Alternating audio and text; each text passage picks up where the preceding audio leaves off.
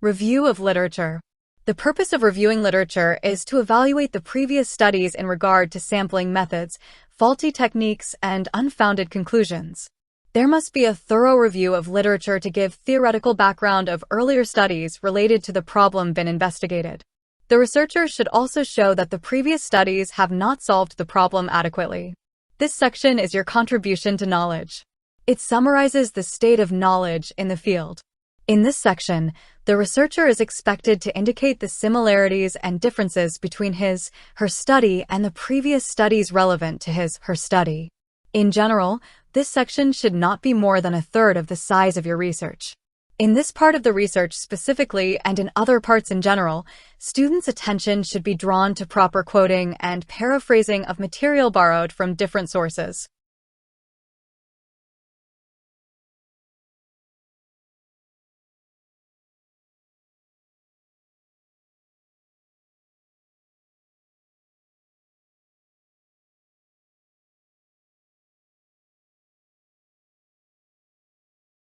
Plagiarism and paraphrasing.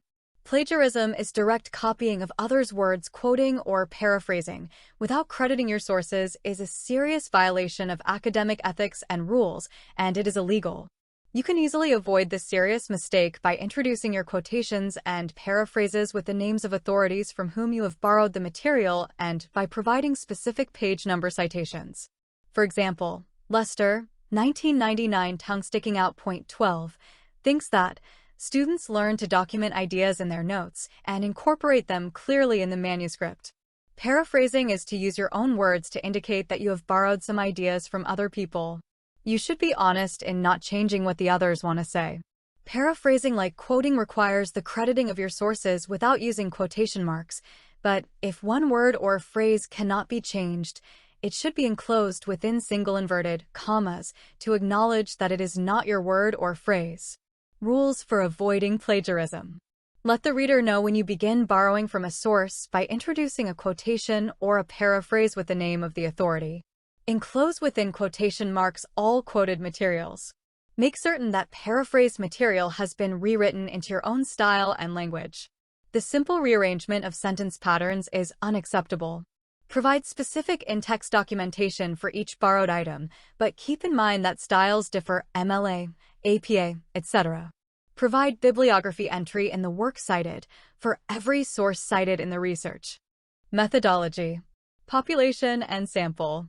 Population means the universal of subjects that the researcher intends to generalize his/her study problem results on them. The researcher will not be able to study the whole population, so a study sample is chosen. The probability methods of sampling require the specification of the study population, preparation of a list of its subjects, and then choice of a reasonable sample that represents the whole population. This will allow the generalization of the study findings. Full description of the target population and how the subjects are chosen should be given. The researcher should explain how the size of the study sample is determined and how representative it is to the entire population. One type of sampling is the simple random sample, which gives every subject a chance to be chosen as a study subject. The sample size should be adequate to represent the whole population. In the descriptive studies, the sample size is recommended as follows: 20% to represent some hundreds, 10% to represent some thousands, 5% to represent tens of thousands.